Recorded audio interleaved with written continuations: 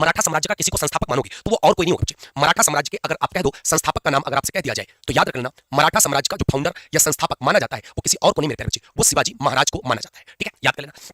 सबसे पहला पेपर में सवाल आता है कि शिवाजी महाराज का जो जन्म हुआ था वो कब हुआ था, तो 1627 लिखा हुआ है, तारीख बढ़ा लेना 3 अप्रैल 1627 कर लेना। ठीक है, अब पेपर में सवाल आता है कि जन्म आखिरकार शिवाजी महाराज का कहां हुआ था, तो याद कर लेना सिवनेर दुर्ग में। सिवनेर दुर्ग में शिवाजी महाराज का मेरे प्यारे बच्चे जन्म हुआ था, याद कर लेना। माता जी का जो नाम था, इनकी मां का जो नाम था वो जीजाबाई था। और अगर मैं तुमसे कह दूं इनके पिता का क्या नाम था, तो इनके पिता का नाम लिख लेना साजी भोसले था। इनके पिता का जो नाम था वो था साजी भोसले और माता का नाम था जीजाबाई, याद कर लेना। अब शिवाजी ने जो विवाह किए थे वो 2 विवाह किए थे, एक साईबाई निम्बालकर से, एक पुल्लाबाई से। तो शिवाजी की पत्नी लिख लेना, पत्नी 2 पत्नियां थी। पहली पत्नी का नाम था साईबाई निम्बालकर, साईबाई निम्बालकर, और दूसरी पत्नी का नाम था पुल्लाबाई। क्या नाम था? पुल्लाबाई। तो 2 पत्नियां थी किसकी? शिवाजी की, याद कर लेना मेरे प्यारे बच्चे। पिता का नाम साजी भोसले, माता का नाम जीजाबाई। जन्म इनका 3 अप्रैल 1627 सिवनेर दुर्ग में हुआ था। शिवाजी पर माता जी जीजाबाई का गहरा धार्मिक नैतिक प्रभाव था, याद कर लेना। अब सबसे इंपॉर्टेंट सवाल आता है उनके गुरु का नाम पेपर में आता है, तो बड़े प्यार से बता सकते हो। उनके जो आध्यात्मिक गुरु थे उनका नाम था समर्थ रामदास, और शिवाजी के एक प्रकार से दादा कह सकते हो या गार्जियन या संरक्षक के रूप में एक नाम ले सकते हो, उनका नाम है कोंडदेव। तो आप शिवाजी के अगर मैं दादा की बात कर लूं, चाहे आप दादा बोलो, ग्रैंडफादर, या आप बोलो मेरे प्यारे बच्चे संरक्षक कौन थे, तो याद कर लेना कोंडदेव। और ये इनके गुरु भी माने जाते हैं, कोंडदेव जी। क्लियर है? याद कर लेना। इसके बाद इनका प्रारंभिक विजय विस्तार क्या था? ठीक है, सबसे पहली बात तो 1640 में शिवाजी को अपने पिता साजी से जागीर प्राप्त हुई, कोई इतना इंपॉर्टेंट नहीं है। अब सबसे पहला सवाल आता है कि शिवाजी ने सबसे पहले कहां पर अधिकार प्राप्त किया, तो सबसे इंपॉर्टेंट सवाल, सबसे पहले उन्होंने तोरण के लिए, मतलब तोरण की पहाड़ी पर अभियान किया और जहां पर उन्होंने अधिकार कर लिया। और किस ईस्वी में किया इन्होंने? 1644 ईस्वी में। तो शिवाजी का अगर आपसे कह दिया जाए पहला अभियान कौन सा था, तो पहला अभियान तोरण का किला या तोरण की पहाड़ी 1644 ईस्वी में शिवाजी का था। ठीक है, शिवाजी ने राजगढ़, पुरंदर, सिंहगढ़ आदि किले पर विजय प्राप्त की, कोई इतना इंपॉर्टेंट नहीं है। 1656 में जावली के शासक चंद्रराव मौर्य को पराजित किया, कोई इतना इंपॉर्टेंट सवाल नहीं है। मैं सब कुछ बताते जाऊंगा, हर एक चीज को समझाते जाऊंगा। ठीक, क्या पढ़ना है क्या छोड़ना है, तभी आप यहां पर पढ़ रहे हो। ठीक है, तो आता करते मेरे प्यारे बच्चे इतने सारे पॉइंट शिवाजी के आपको क्लियर हो गए होंगे। इसके बाद मैं शिवाजी की बात बता दूं, शिवाजी का जो साम्राज्य था मराठा साम्राज्य, मराठा साम्राज्य की अगर मैं आपसे कह दूं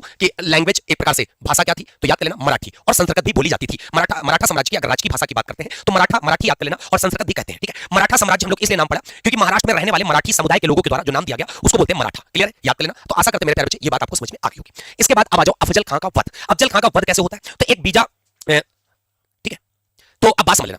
बीजापुर के सेनापति थे, बीजापुर के सेनापति अली आदिल शाह। तो बीजापुर के जो राजा थे, सुल्तान थे अली आदिल शाह, उनके सेनापति का नाम था अफजल खां। तो अफजल खां को शिवाजी ने प्रतापगढ़ बुलाया। ठीक है, तो शिवाजी ने प्रतापगढ़ बुलाया क्योंकि जो अली आदिल शाह थे बीजापुर के सुल्तान, उन्होंने शिवाजी को मारने के लिए भेजा था अफजल खां को। ठीक, लेकिन उल्टा हो गया। और यह घटना कब घटित होती है, यह वर्ष याद कर लेना 1659 ईस्वी में। शिवाजी ने चतुराई से उल्टा क्या कर दिया, अफजल खां का ही वध कर दिया, उनका ही मर्डर कर दिया। कब? 1659 ईस्वी में, वही मर गया। इससे शिवाजी की शक्ति साउथ इंडिया में फेमस हो गई। कि भाई सबसे इंपॉर्टेंट सवाल जो ये होता है कि जो बीजापुर के सुल्तान थे जिनका नाम था अली आदिल शाह, तो यहां पर याद कर लेना बीजापुर के सुल्तान जिनका नाम था अली आदिल शाह। तो अली आदिल शाह के सेनापति थे अफजल खां। तो इन्होंने अफजल खां से कहा कि आप जाइए शिवाजी को मारिए। तो लेकिन इसका जस्ट उल्टा कर दिया। शिवाजी ने चतुराई पूर्वक किसको मार गिराया? उन्होंने खुद अफजल खां का वध कर दिया 1659 में, जिससे दक्षिण भारत में उनकी एक प्रकार से क्या होगी, शक्ति। फिर उसके बाद मुगलों से संघर्ष कैसे हुआ? शिवाजी 1664 ईस्वी में शिवाजी ने सूरत पर आक्रमण किया, बिल्कुल करेक्ट है। पेपर में ये लाइन आपको याद करनी है। अब पेपर में यहां से सवाल क्या आता है, जब शिवाजी ने सूरत पर आक्रमण किया, इस प्रकार शिवाजी ने सूरत को कितनी बार लूटा? पेपर में सवाल आता है, तो यहां पर लिख लेना सूरत को शिवाजी ने 2 बार लूटा।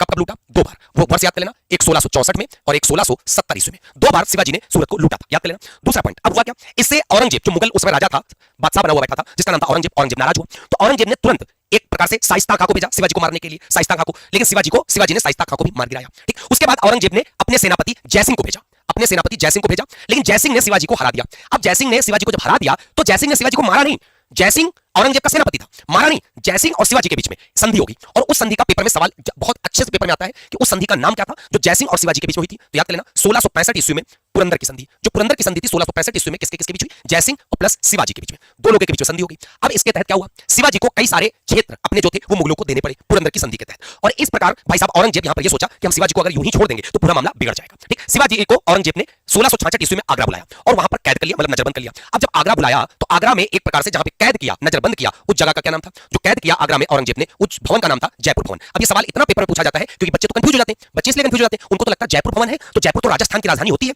तो जयपुर जब राजस्थान की राजधानी होती है तो जयपुर भवन तो राजस्थान में होगा, जबकि इसका विपरीत होता है। जयपुर भवन आगरा में है, जहां पर औरंगजेब ने शिवाजी को 1666 ईस्वी में कैद कर लिया था, आगरा चुपके से बुलाया था, कैद कर लिया था। क्लियर है? और ये बात थी मई 1666 की। लेकिन शिवाजी क्या करते हैं, चतुराई से आगरा में कैद हुए थे जयपुर भवन में, वहां से भाग जाते हैं। और ये जो भागते हैं चतुराई से, ये भाग जाते हैं अगस्त 1666 में, यहां से पलायन कर जाते हैं, भाग जाते हैं। क्लियर है? उसके बाद 1670 में शिवाजी ने पुनः मुगलों से अंतिम किले छीन लिए। ठीक, मराठा शक्ति पुनः सशक्त मतलब मजबूत हो गई। और इस प्रकार याद कर लेना शिवाजी की अगर मैं मृत्यु की बात करता हूं तो शिवाजी की मृत्यु 1680 ईस्वी में होती है। ठीक, अंतिम इनका जो सैन्य अभियान था वो कर्नाटक के विरुद्ध था 1677 में। तो इस प्रकार इतना आपको समझ में आ गया होगा, और इतना अगर आपको समझ में आया हो तो दिल से आप वीडियो को लाइक करना और कमेंट करके बताओ कि सच में इतनी बात आपको समझ में आ गई है। ठीक, लाइक और शेयर जरूर कर देना। अब बात आती है शिवाजी का राज्याभिषेक। शिवाजी का राज्याभिषेक कब हुआ? ठीक है, तो शिवाजी का सबसे इंपॉर्टेंट सवाल आता है राज्याभिषेक का। तो राज्याभिषेक कब हुआ? 1674 में। बहुत अच्छा सवाल आता है। ठीक है, सबसे इंपॉर्टेंट सवाल कि राज्याभिषेक हुआ कहां पर? तो जगह याद कर लेना, रायगढ़ में हुआ। कहां पर? रायगढ़ में। और वहां पर इन्होंने एक उपाधि धारण की और उस उपाधि का नाम था छत्रपति, और यह मराठा साम्राज्य की औपचारिक स्थापना मानी जाती है। अब सबसे बड़ी बात आती है, जब राज्याभिषेक होता है तो किसी न किसी ब्राह्मण के द्वारा राज्याभिषेक करवाया जाता है। ठीक है, तो जब राज्याभिषेक करवाया जाता है मेरे प्यारे बच्चे, तो सिंपल सी बात है कि यह राज्याभिषेक किसने करवाया था? तो बहुत अच्छे से याद कर लेना, राज्याभिषेक किसके द्वारा करवाया गया?